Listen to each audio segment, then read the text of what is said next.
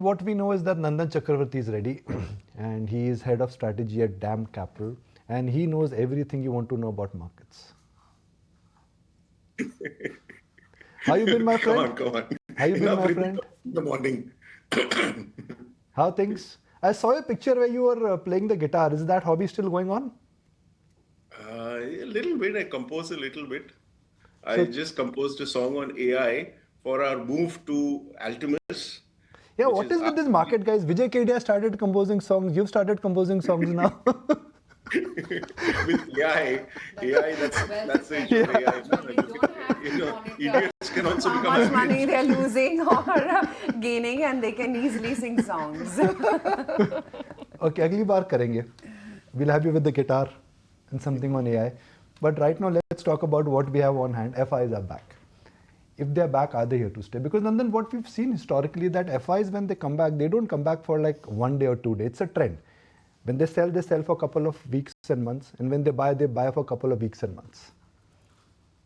So, about 12 years back, approximately, or maybe more, 15 years back, I wrote a piece which became famous actually among all the funds in US also, which was about different types of investors in India represented by different types of sharks. So there's the bull shark, let's call him, for example, capital or whatever, which goes round and round and round before, settling on a person. Then there is the white-tipped shark, which basically, can figure out signals from, hundreds of kilometers away. So on, I won't go into it, but basically there are different types of FIIs. So to generalize is not easy. But I think to be able to put it into 3 buckets, I think first one is the global funds.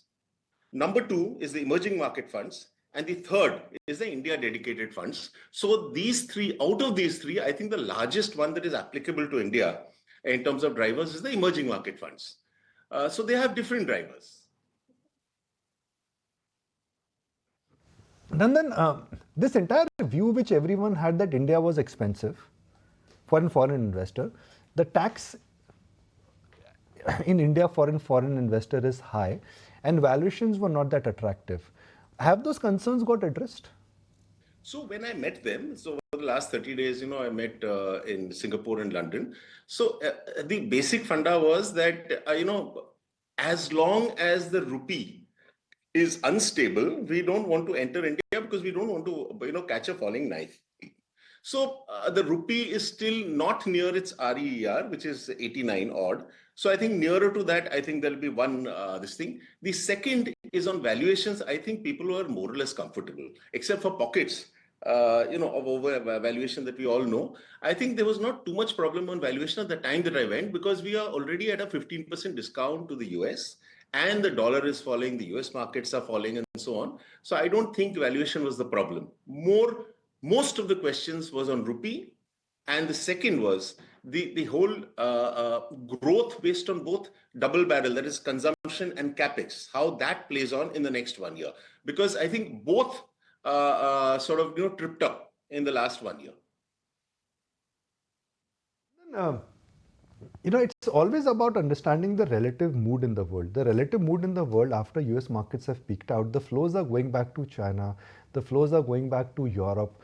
Do you think in the near term, while US markets may be hitting a peak, India is unlikely to be a disproportionately recipient of the flows and large part of the flows will go to Europe and China, and India may be a relatively better performer, but absolutely the best market for 2025 could be China or somewhere in Europe?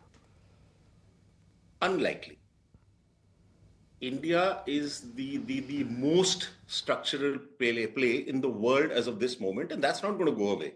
So it's a question of waiting. So as I said, there are 3 types of players. So as far as the global players are concerned, their EM allocation is one part of it, but the bigger one is, if there's a suckback out of US, because, US is sort of exceptionalism and, a lot of it is in tech and so on. So that will go to Japan and Europe. That money is not coming to EMs as much. The second category, which is the biggest category that we are concerned with, which is the EM allocation, it has moved to China in the last couple of months, but there's been nothing on the ground in terms of China. So once Chinese valuations also settle somewhat, it is not a structural story. And everybody sort of understands that. So people are waiting for the consumption and capex to show on the ground, which has already started to re-enter India. So I don't think that is the real problem. People want structural plays in India. And the third one is the India dedicated funds, which don't have too much of a choice. So they keep investing in India and get a little into cash and out of cash and so on. So one has to invest into India now with the view that flows are going to be stable, IPOs would be reasonable, promoter holding which was coming on a daily basis into the market, that also will die down. Are we in for a absolute better half in the second half of this year, which is first half was marred with volatility and no return? Can we see strong double-digit returns in the second half of this year from April to December or from May to December? Maybe June to December. See, there were two types of issues in terms of FIs re-entering India. The first type said that basically we will re-enter as long as the rupee stabilizes because the structural things are already in place. That was one type of investor. The other type of FI investor said that, listen, we will wait till there's clarity on tariffs. Till then, we don't know. So that is the, what I said is the blue bull shark versus the white-tipped shark and so on. We said, let us wait when things are, a risk return is sort of favorable in terms of the Trump factor. We'll enter then. Let's have clarity on that first. So these are the two camps of the ones who are hesitant.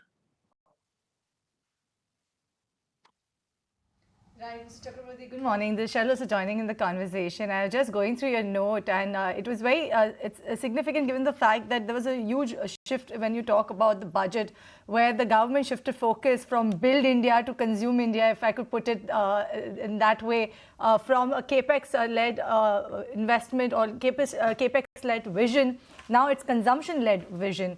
Do you think this sort of push to boost consumption will actually bear fruits when you when you start the new financial year? See, what happened was, obviously the government realized that central government capex is not the biggest driver of in this period.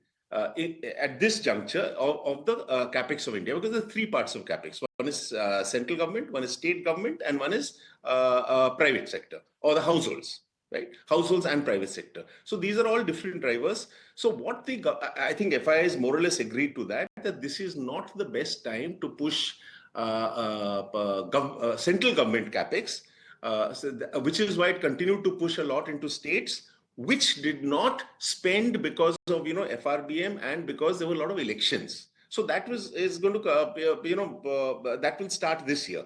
And private capex and household capex, a lot of it is in new areas, not the traditional core areas, and a lot of that is also into realty. So there are different drivers for that. I think FIs more or less understood that capex is not the main pain point at this point in time as consumption is. So if there's a problem, you address what is the current problem rather than what will happen in the long term. Everybody understands that the ICOR of capex in terms of its incremental output into GDP is far more in the long term. So capex will come back. It's inevitable. For the current moment, consumption was a problem, which is why there was an impetus there.